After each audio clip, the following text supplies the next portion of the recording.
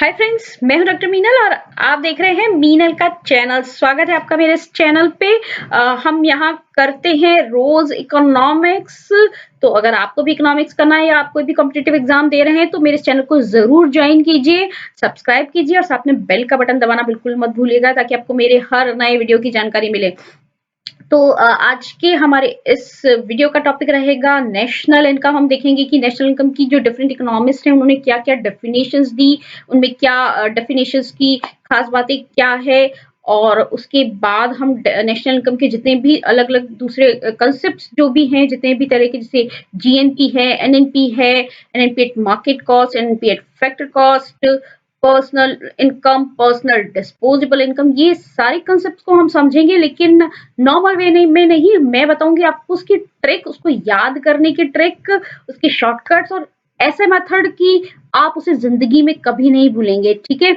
और हम बात जीडीपी डिफ्लेटर की भी करेंगे, नॉमिनल जीडीपी क्या है, रियल जीडीपी क्या है, हम लगभग सारे ही कंसेप्ट देखेंगे। तो अगर आप ऐसी ट्रिक्स देखना चाहते हैं कि जीडीपी के सारे कंसेप्ट आपके दिमाग में इतने क्लियर हो जाए कि आपको कुछ भी रटने की जरूरत ना पड़े, तो मेरा ये वीडियो अंत तक जरूर देखिएगा।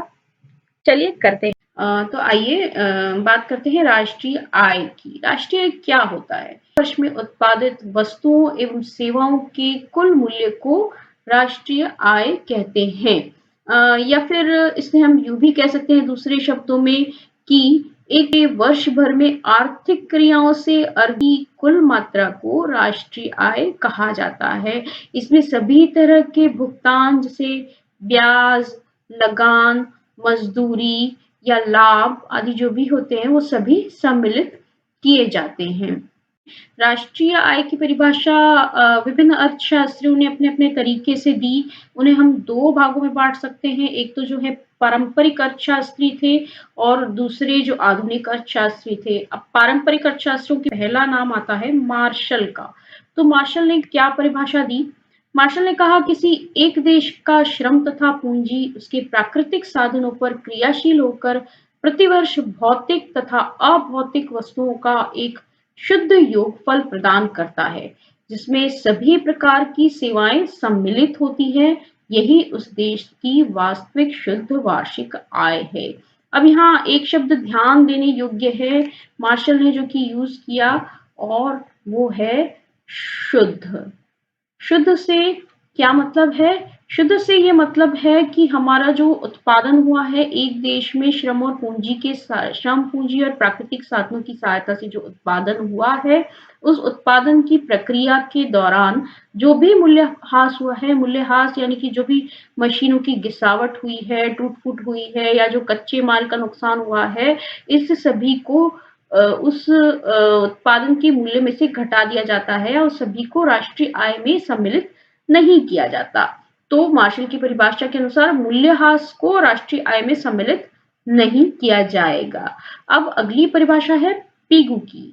पीगू ने कहा राष्ट्रीय आय समाज की वस्तुपरक आय का वह भाग है जो मुद्रा में मापा जा सकता है। इसमें विदेशों से प्राप्त आय भी सम्मिलित होती है। तो यहाँ पे हमें दो बातें ध्यान में रखने की है। सबसे पहले तो उन्होंने बोला कि विदेशों से प्राप्त आय भी इसमें शामिल होगी। तो यानी जो हमारे आयात निर्यात वस्तुओं और सेवाओं दोनों का जो आयात और निर्यात है उसको भी इसमें सम्मिलित किया जाएगा। जो इनकम होगी, हम जो निर्यात करेंगे, निर्यात से जो इनकम होगी उसको हम उसमें जोड़ देंगे, और आयात करने से जो हमें दूसरे देशों को पेमेंट करना पड़ेगा उसे हम घटा देंगे। इसी तरह दूसरी जो बात है, उन्होंने कहा कि आय का वह भाग जिसे हम मुद्रा में माप सकते हैं। तो मुद्रा में माप सकते हैं, इसका क्या मतलब है? उन्होंने दोहरी वस्तुओं की गणना से बचने के लिए सिर्फ उन वस्तुओं को सम्मिलित करने की बात कही जिसे हम अंतिम उपभोग के लिए खरीदते हैं और उसके बदले मुद्रा देते हैं, तो जिसे मुद्रा में मापा जा सकता है। अब हम अगली परिभाषा की बात करें। अगली परिभाषा है फिशर की। तो फिशर ने क्या कहा? राष्ट्रीय लाभांश अथवा आय में केवल अंतिम उपभोक्ताओं द्वारा प्राप्त सेवाएं सम्मिलित होती हैं, चाहे वह भौतिक या मानवीय वातावरण से प्राप्त हो।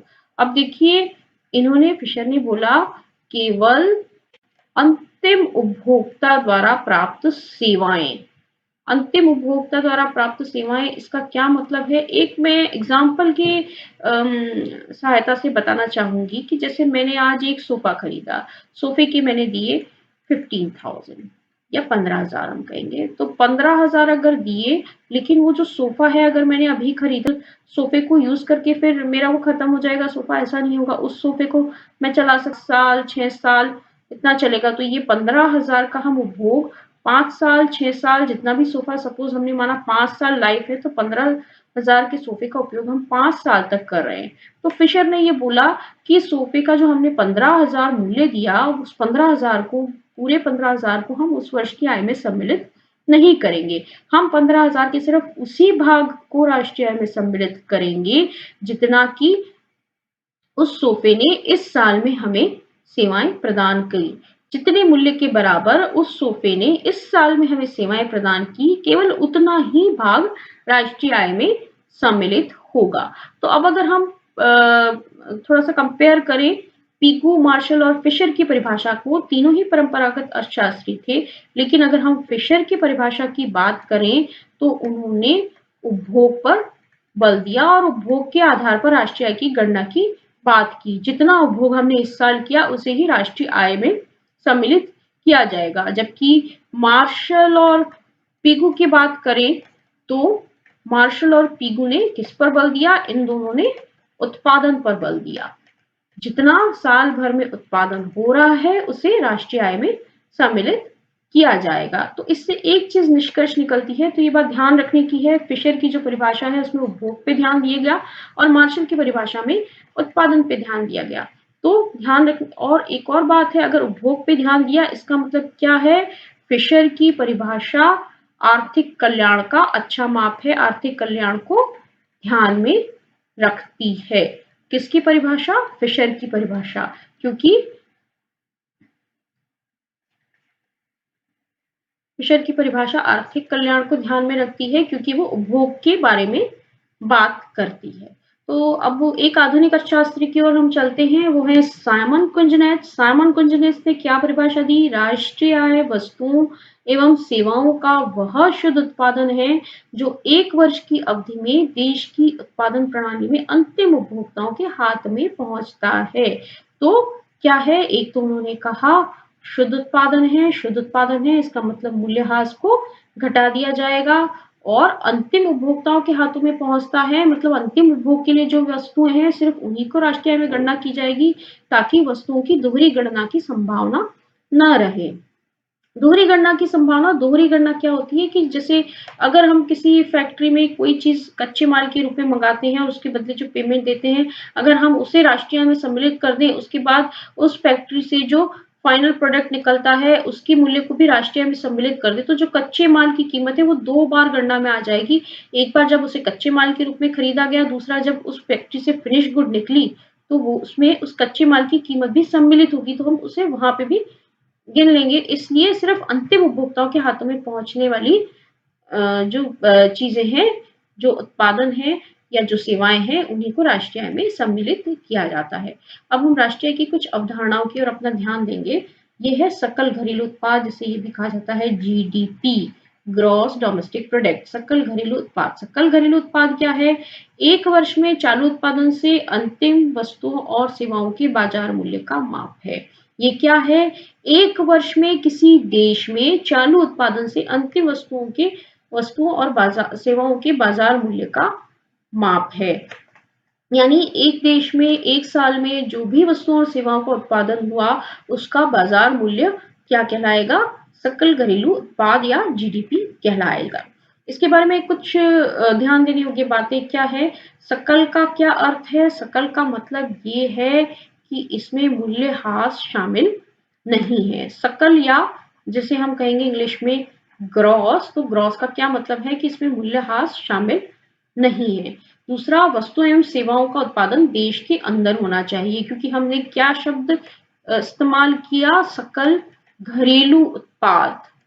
ठीक है, सकल घरेलू उत्पाद या जिसे हम कहते हैं ग्रॉस डोमेस्टिक प्रोडक्ट। तो इसका क्या मतलब है, वस्तुओं और सेवाओं का उत्पादन देश के अंदर होना चाहिए। आयात निर्यात या विदेशी व्यापार को हम उसमें सम्मिलित नहीं करते हैं, देश में उत्पादित वस्तुओं और सेवाओं को सम्मिलित किया जाता है। फिर सिर्फ अंतिम वस्तुओं और सेवाओं के मूल्य को सम्मिलित किया जाएगा, जो वस्तुओं और सेवाएं फिर से उत्पादन के काम में आती हैं उसे सम्मिलित नहीं किया जाता। केवल नई उत्पादित वस्तुओं के मूल्य को ही सम्मिलित किया जाएगा। केवल नई इसलिए क्योंकि जो पुरानी वस्तुएं हैं, सेकेंड हैंड वस्तुओं का जो खरीद फरोख्त हुआ है, जैसे आपने सेकेंड हैंड कार ले ली या दूसरी कुछ भी सेकेंड हैंड चीजें, तो उनको सम्मिलित नहीं किया जाता, क्योंकि वो वस्तुएं उस देश उस वर्ष के उन वस्तुओं का उस वर्ष के उत्पादन से कोई लेना देना नहीं होता। अगर वो सेकेंड हैंड है, नई नहीं है, इसका मतलब या तो किसी और वर्ष में उत्पादित हुई है या इसी वर्ष में जब वो नई उत्पादित हुई थी तो उसका मूल्य जीडीपी में हमने शामिल कर लिया था। उसके अलावा और भी कई मदें हैं जो जीडीपी में सम्मिलित नहीं होती, जैसे कि स्थानांतरण भुगतान या हस्तांतरण भुगतान कौन से होते हैं?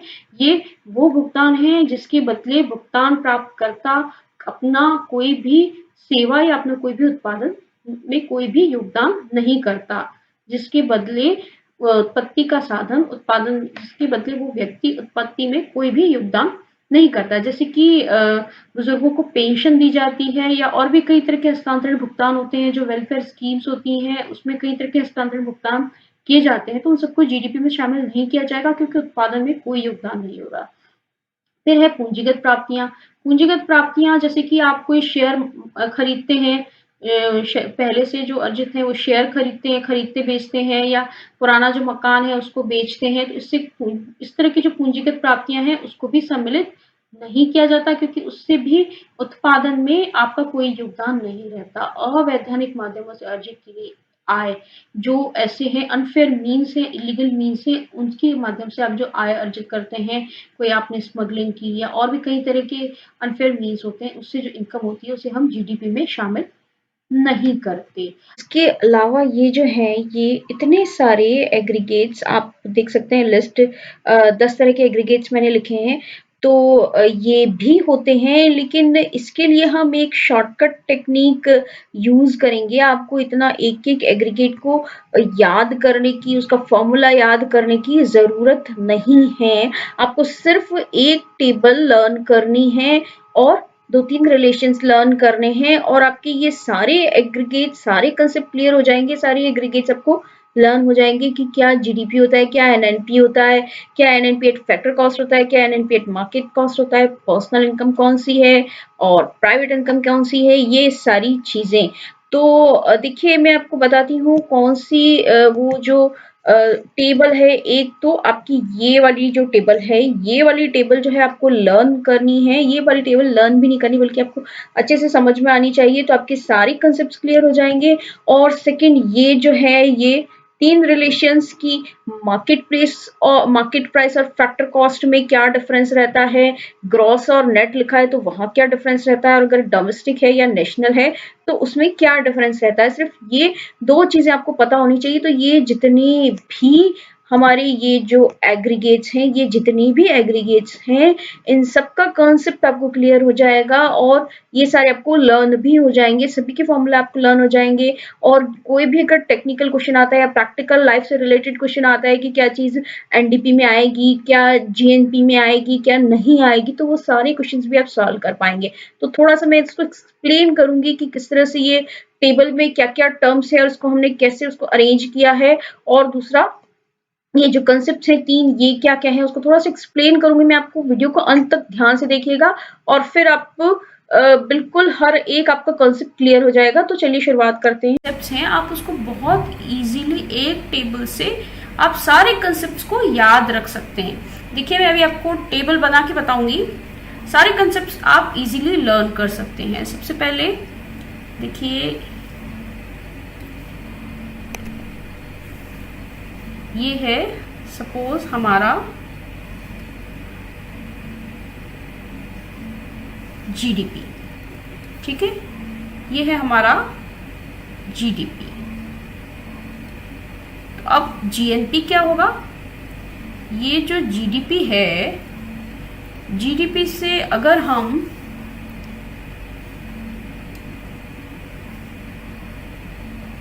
देखिए इसमें ऐड कर दें net foreign income from abroad. GDP में अगर हम net foreign income from abroad, विदेशों से प्राप्त शुद्ध आय को जोड़ दें तो ये हमारा बनेगा जीएनपी।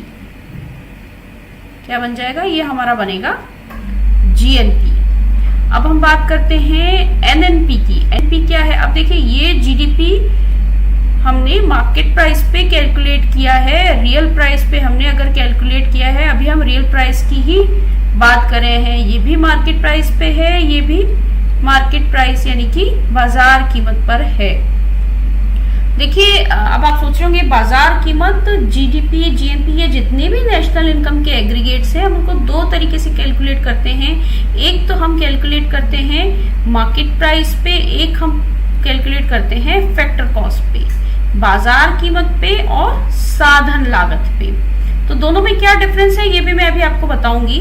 ये तो बाजार कीमत जो अभी मार्केट में जो प्राइसेस चल रही हैं उसके हिसाब से हमने जीडीपी का मौद्रिक मूल्य कैलकुलेट किया है। अब हम बात करें, अगर डेप्रिसिएशन निकाल दें इसमें से, अगर हम जीएनपी में से अगर हम डेप्रिसिएशन को निकाल दें तो क्या बनेगा? एनएनपी। जीएनपी में से अगर मैंने डेप्रिसिएशन को बाहर निकाल दिया तो क्या बना? एनएनपी। एनएनपी क्या है? ये एट मार्केट प्राइस। ठीक है, अगर जीएनपी में से डेप्रिसिएशन को निकाल दिया तो बना एनएनपी एट मार्केट प्राइस। ये था जीएनपी एट मार्केट प्राइस। अब अगर फैक्टर कॉस्ट की बात करें तो फैक्टर कॉस्ट क्या होता है? देखिए, डेप्रिसिएशन तो ये मैंने बाहर निकाला हुआ है। अब अगर मैं बात करूं कि एनएनपी एट, सॉरी इसको थोड़ा सा रब कर देते हैं,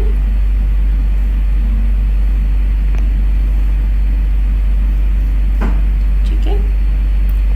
तो अब मैं अगर बात करूं एनएनपी एट फैक्टर कॉस्ट, तो ये हम कैसे कैलकुलेट करेंगे?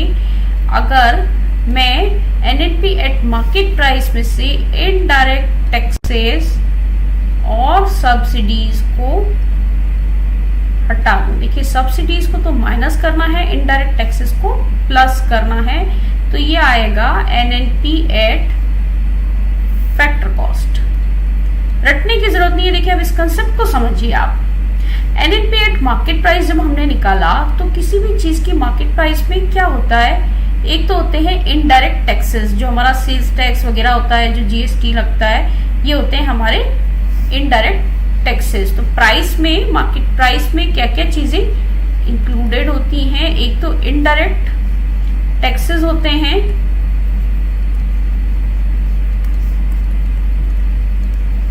जो कि हम प्लस करते हैं, इनडायरेक्ट टैक्सेस उसमें प्राइस में इतने हैं। दूसरा क्या होता है? सब्सिडीज होती हैं। सब्सिडीज क्या होती हैं? सब्सिडीज अगर गवर्नमेंट जैसे किसी चीज का एक्सपोर्ट का प्रमोशन करना है, एक्सपोर्ट प्रमोट करना है, तो उसकी प्राइस पे, जो एक्सपोर्ट होने वाली है उसकी प्राइस पे सब्सिडी देती है, या कोई चीज जो हमारे पब्लिक के वेलफेयर के लिए है उसके लिए सब्सिडी देती है, जैसे गैस सिलेंडर वगैरह पे सब्सिडी दी जाती है। तो उसका क्या मतलब है कि प्राइस जो है उसकी मार्केट प्राइस तो ज्यादा है, लेकिन गवर्नमेंट चूंकि उस चीज को प्रमोट करना चाहती है, चूंकि वो चाहती है कि वो ज्यादा बिके, तो इसके लिए गवर्नमेंट क्या करती है? उस पर सब्सिडी देती है। जैसे अगर 800 रुपीज का सिलेंडर है, गवर्नमेंट ने 200 रुपीज की सब्सिडी, तो वही सिलेंडर, गैस सिलेंडर हमें 600 रुपीज में मिलेगा। तो ये सब्सिडी होती है। दैट मीन्स प्राइस में से सब्सिडी तो जो होती है वो माइनस की हुई होती है, और जो इनडायरेक्ट टैक्सेस हैं वो प्लस किए हुए होते हैं। तो इसका क्या मतलब है कि जब अगर हम एनएनपी एट फैक्टर कॉस्ट निकालेंगे, फैक्टर कॉस्ट का सीधा मतलब क्या होता है? फैक्टर कॉस्ट यानी कि साधन लागत पर जितना साधनों की उसकी लागत लगी, जितनी उसकी कॉस्ट लगी, उस पे कितना एनएनपी है, यानी कि उसके अंदर हमारे प्राइस में जो एक्स्ट्रा चीज जुड़ी हुई थी, इनडायरेक्ट टैक्सेस, उसको हमें घटाना होगा, उसको हमें सब्ट्रैक्ट करना होगा, और ये जो है सब्सिडीज को हमें वापस जोड़ना होगा, जो कि प्राइस में से कम की गई थी। तो ये हमें मिलता है एनएनपी एट फैक्टर कॉस्ट। ठीक है, यानी कि ये क्या फॉर्मूला बनेगा, पहले इसको हटा देते हैं, रब करते हैं इसको।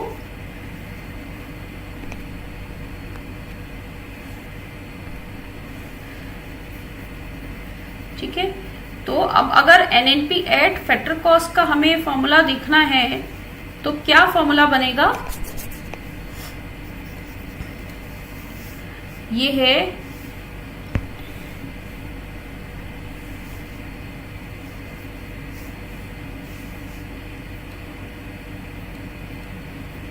NNP eight market price.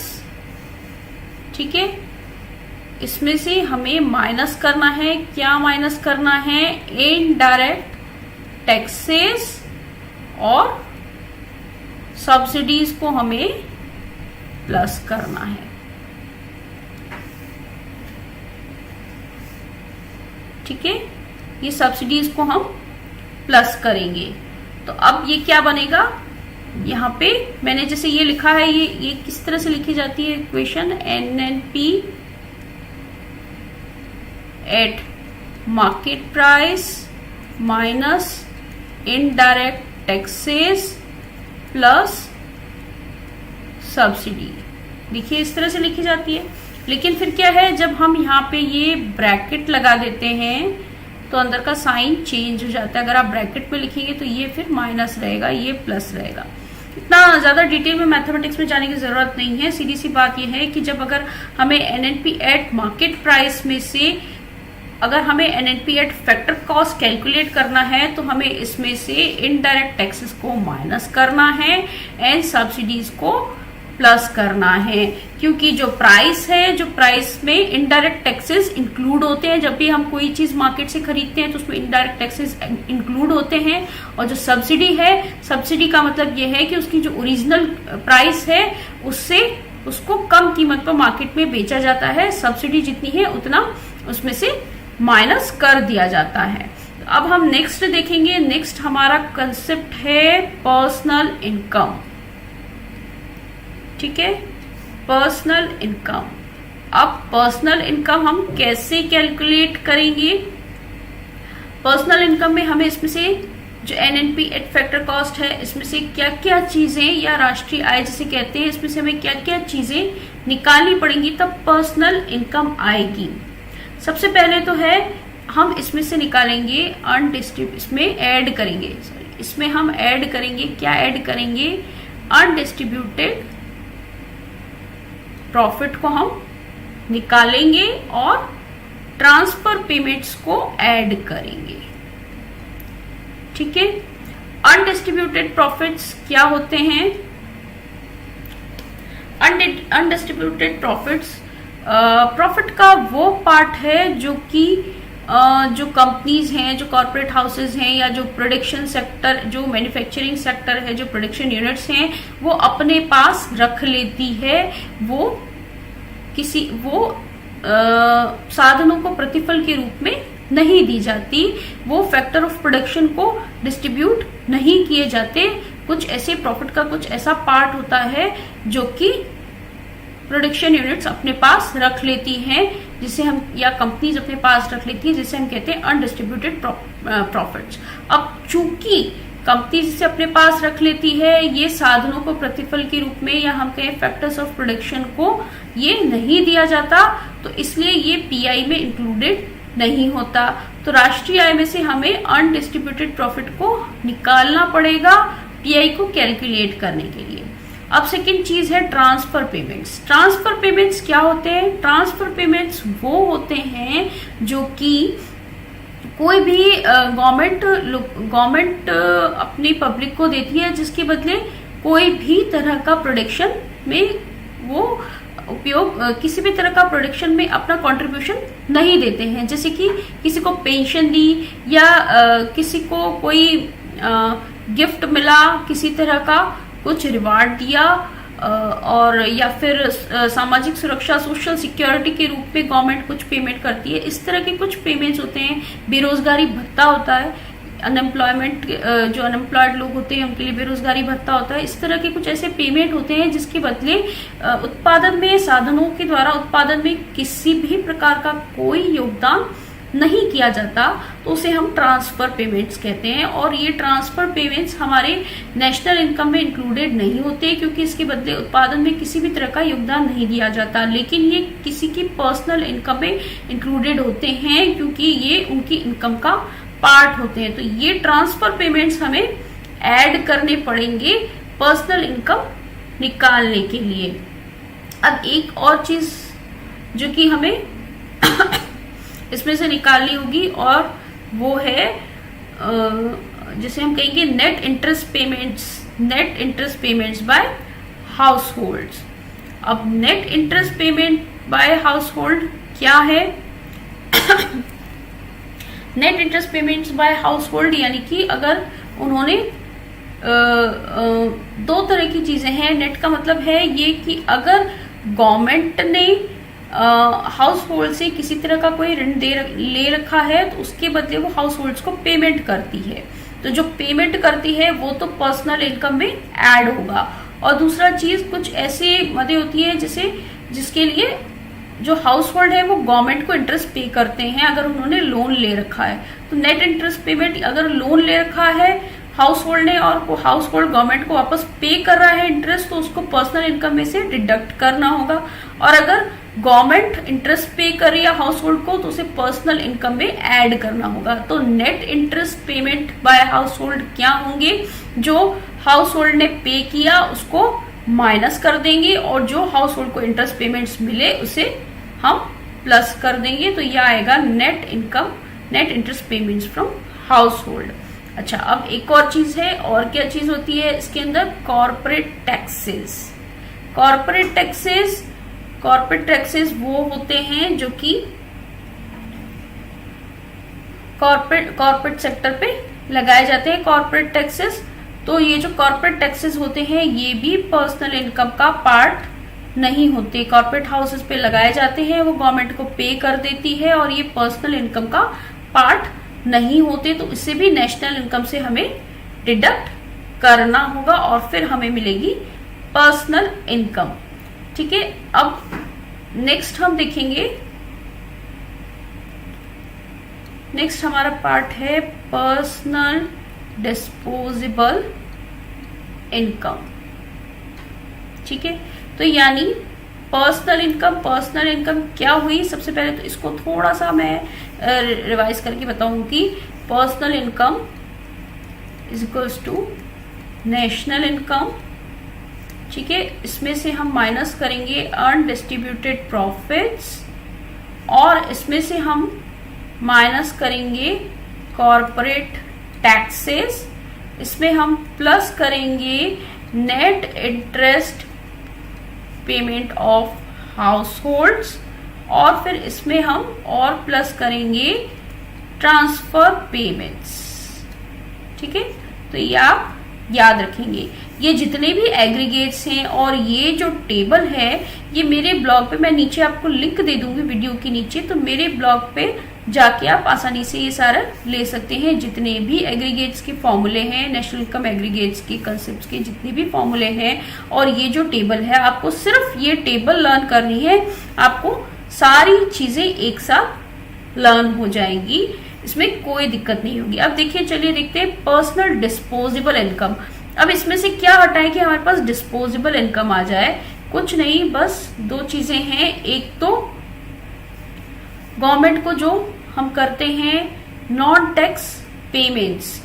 ठीक है, नॉन टैक्स पेमेंट्स यानी कि अगर हमने कोई फाइन दिया, कोई भी किसी भी तरह का फाइन दिया या किसी भी तरह का नॉन टैक्स पेमेंट किया, कोई फीस दी, कोई फाइन दिया, तो जो गवर्नमेंट को देते हैं वो हमारे डिस्पोजेबल इनकम का पार्ट नहीं होता। डिस्पोजेबल इनकम क्या है?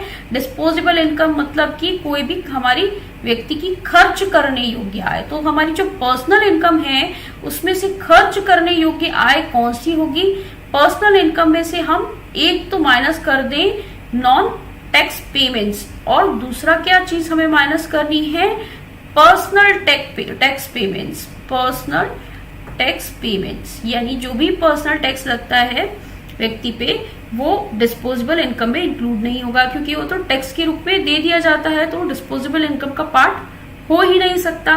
ठीक है, तो कौन से होते हैं, अब जैसे एग्जांपल पर्सनल टैक्स कौन से होते हैं, जैसे कि हमारा इनकम टैक्स, पर्सनल इनकम पे इनकम टैक्स लगा, अब वो हमारी खर्च योग्य आय का पार्ट नहीं हो सकता, तो फिर इसको हम इसमें से माइनस कर देंगे। पर्सनल इनकम में से नॉन टैक्स पेमेंट्स और गवर्नमेंट को दिए गए पर्सनल टैक्स पेमेंट्स को हम माइनस कर देंगे, तो ये हमारा आ जाएगा पर्सनल डिस्पोजेबल इनकम। तो सिर्फ ये जो टेबल है, सिर्फ इस टेबल से हम नेशनल इनकम के सारी एग्रीगेट्स को इजीली लर्न कर सकते हैं। और ये टेबल एकदम डिटेल फॉर्म में मेरे ब्लॉग पे है, मैं नीचे लिंक दूंगी, तो आप जाके जरूर इसे देख लें। एक और चीज भी है जो कि बहुत जरूरी है, जिससे कि आपको और भी इजी हो जाएगा इस सबको लर्न करना। तो देखिए बताती हूँ मैं, इसको हटा देते हैं, क्लियर। सबसे पहले तो हमारे देखिए दो कंसेप्ट थे, जैसे दो तरह के, जीडीपी, जीएनपी, एनडीपी, एनएनपी। ठीक है, यानी क्या है, ये तो था हमारा डोमेस्टिक, ये था हमारा नेशनल। तो फर्स्ट कंसेप्ट हमारा जो है क्या है, डोमेस्टिक को अगर कन्वर्ट करना है हमें नेशनल में, ठीक है, डोमेस्टिक को नेशनल में कन्वर्ट करना है, तो क्या करना पड़ेगा हमें, इसमें प्लस करना पड़ेगा net factor income from abroad, विदेशों से प्राप्त शुद्ध साधन आय, net factor income from abroad हमें प्लस करना है। और अगर हमें इसका उल्टा करना है, नेशनल को डोमेस्टिक में कन्वर्ट करना है, तो हमें इसमें से माइनस करना पड़ेगा net factor income from abroad. ठीक है, विदेशों से प्राप्त शुद्ध आय। अब ये net factor from income from abroad क्या है, ये है एक्सपोर्ट माइनस इंपोर्ट, ये ध्यान रखना है हमको। Net factor income from abroad, export minus import. Export ही पूरा है सर्विसेज, गुड्स और सर्विसेज का, इंपोर्ट भी पूरा है गुड्स और सर्विसेज का। ठीक है, तो ये डोमेस्टिक से नेशनल में हमारा कन्वर्जन होगा, इसको याद रखना है। चाहे वो जीडीपी है, चाहे वो जीएनपी है, चाहे वो एनएनपी है, जब भी इसको कन्वर्ट करना है हम इसी तरह से कन्वर्ट करेंगे। एक दूसरी चीज आप देखिए, ये ग्रॉस से नेट में कन्वर्जन या नेट से ग्रॉस में कन्वर्जन करना है, तो इसके लिए क्या है, सीधा साधा एक फॉर्मूला याद रखेंगे।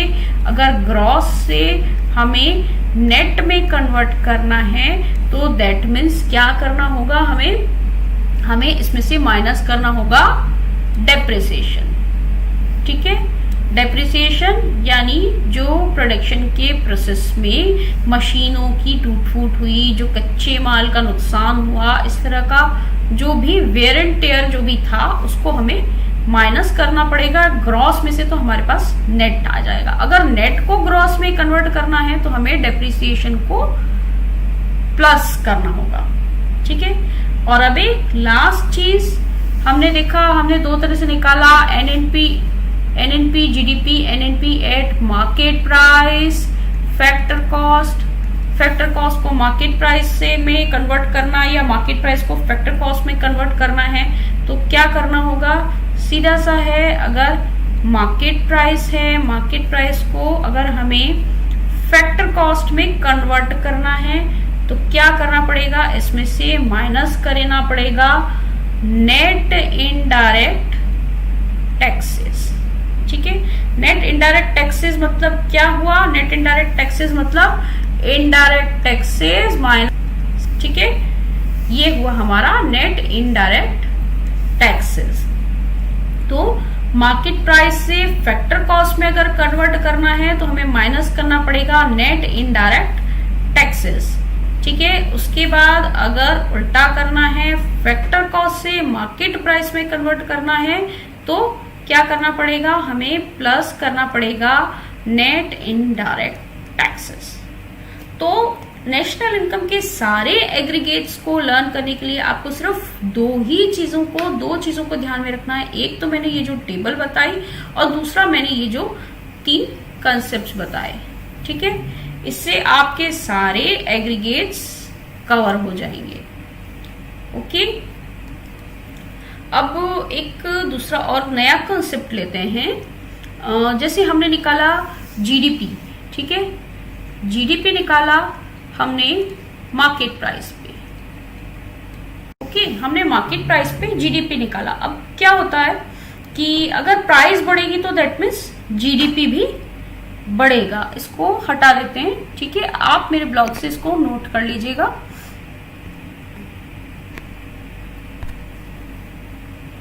ओके, तो अब जीडीपी की बात करें तो क्या होता है कि हमने जीडीपी निकाला,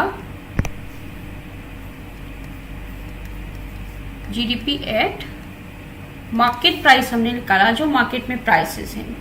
क्या है, अगर मुझे कंपैरिजन करना है 1990 का जीडीपी कितना था, उसके बाद 2000 का जीडीपी कितना हो गया, है ना। एक एग्जांपल से समझते हैं इसको। सपोज इकोनॉमी में 3 ही गुड्स का प्रोडक्शन हो रहा है, ए, बी एंड सी।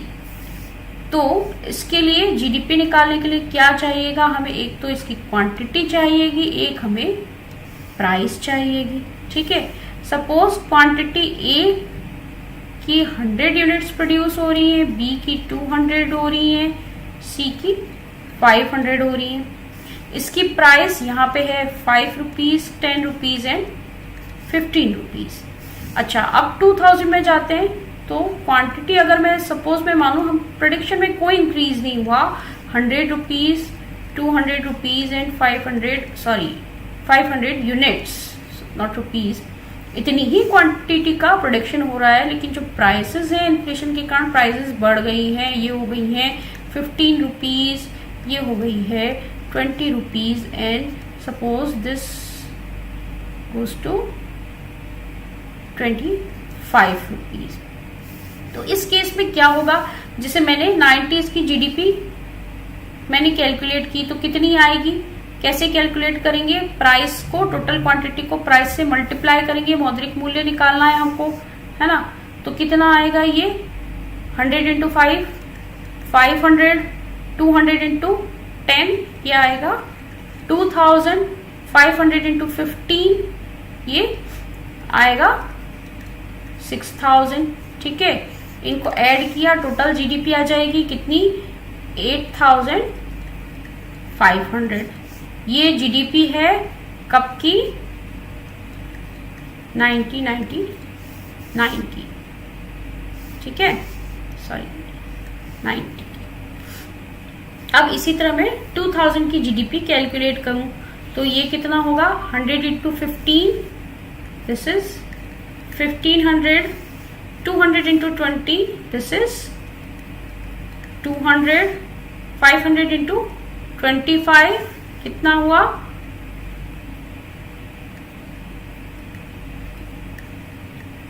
62,500, ठीक है। अब इसको ऐड करेंगे, टोटल जीडीपी कितनी आई, इतनी, ठीक है। अब देखिए यहाँ पे जीडीपी इतनी है 8000, यहाँ पे आ गई है 66,000 पे। तो रियल में प्रोडक्शन तो उतना ही है, लेकिन हमें क्या लग रहा है कि गुड्स एंड सर्विसेज का प्रोडक्शन बढ़ गया, जीडीपी बढ़ गई, ठीक है। तो इसका मतलब क्या है, अगर हम मार्केट प्राइस पे जब हम जीडीपी कैलकुलेट करते हैं, मार्केट प्राइस पे अगर हम लोग जीडीपी कैलकुलेट करते हैं तो प्राइसेस में जो इंक्रीज या डिक्रीज होता है, डिक्रीज तो खैर कम ही होता है, लेकिन जो इंक्रीज होता है उससे हमें ऐसा लगता है जीडीपी बढ़ गई है, हमारा वेलफेयर बढ़ गया है, जीडीपी बढ़ गई है, देश ने तरक्की कर ली है, लेकिन सच में ऐसा होता नहीं है। तो अगर हमें ईयर्स में कंपैरिजन करना है तो फिर हम कैसे करेंगे? तो इसके लिए हम क्या करते हैं, ये जो हमने मार्केट प्राइस पे जो जीडीपी निकाली ना, इसको हम बोलते हैं, टर्म है एक नॉमिनल जीडीपी, नॉमिनल जीडीपी, ये होती है नॉमिनल जीडीपी। और जब हमें कंपैरिजन करना है 2 ईयर्स का, तो हम क्या करते हैं, हम बेस ईयर की प्राइस पे जीडीपी कैलकुलेट करते हैं, उसे हम कहते हैं रियल जीडीपी। ठीक है, यानी क्या करेंगे हम, ये जो क्वांटिटी है, अब सपोज मैंने मान लिया 90 ही बेस ईयर है, ये जो क्वांटिटी है उसे बेस ईयर की प्राइस पे हम कैलकुलेट करके जीडीपी कैलकुलेट करेंगे, तो वो हमारी रियल जीडीपी होगी। और इससे हमें पता पड़ेगा कि प्रोडक्शन में वास्तव में कितनी वृद्धि हुई है, प्रोडक्शन में कितना इंक्रीज हुआ है, ये हमें रियल जीडीपी से पता पड़ेगा। तो दो कंसेप्ट है, nominal GDP and real GDP. Nominal GDP हम कैलकुलेट करते हैं मार्केट प्राइस पे, रियल जीडीपी हम कैलकुलेट करते हैं जो बेस ईयर प्राइस होती है उस पे। ओके, अब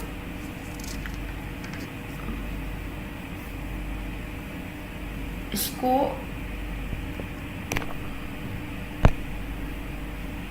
देखिए, अब एक और कंसेप्ट है जीडीपी, या हम कहें जीएनपी कहते हैं।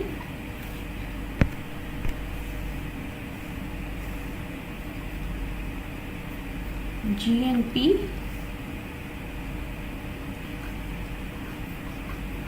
डिफ्लेटर। ठीक है, ये क्या है जीएनपी डिफ्लेटर?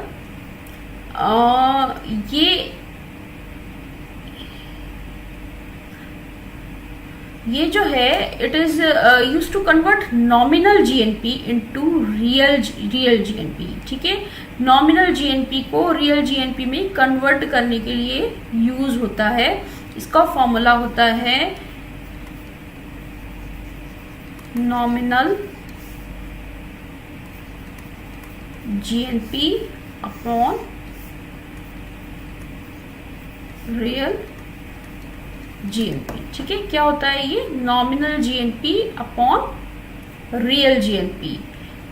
ये क्या चीज मेजर करता है? ये मेजर करता है एवरेज लेवल प्राइस का, एवरेज लेवल मेजर करता है, जिसकी वजह से गुड्स एंड सर्विसेज में जो जीएनपी जो बढ़ता है, प्राइस की वजह से जीएनपी में जितनी बढ़ोतरी होती है उसका एक एवरेज लेवल को वो मेजर करता है कि कितनी बढ़ोतरी जो है प्राइस में बढ़ोतरी की वजह से दर्ज हुई है और कितना रियल में प्रोडक्शन में इंक्रीज हुआ है। इसमें आगे लगेगा इनटू 100। ठीक है, ये इसका फॉर्मूला होता है, तो इसको भी हम याद रखेंगे। Nominal GNP upon real GNP is equal to GNP deflator. ये क्या मेजर करता है? It measures the average level of the price of all goods and services that make up GNP. Okay, उसके बाद एक और क्वेश्चन की नेशनल इनकम कैलकुलेट कैसे की जाती है कांस्टेंट प्राइस पे, तो उसका भी एक फॉर्मूला है। उसका क्या formula? At current price national income at current price. ठीक है, upon index number of national income का इंडेक्स नंबर और फिर ये इंटू 100। ठीक है, ये क्या है? ये क्या मेजर करेगा? National income at constant price. ठीक है, ये जो है इंडेक्स नंबर जो है नेशनल इनकम का इंडेक्स नंबर यानी बेस ईयर का जो इंडेक्स नंबर है उससे हम इसको डिवाइड कर देंगे और इससे हमें national income at constant price मिलेगा। ठीक है, ये सारे जो है मेन कंसेप्ट है जो आपको पता होने चाहिए।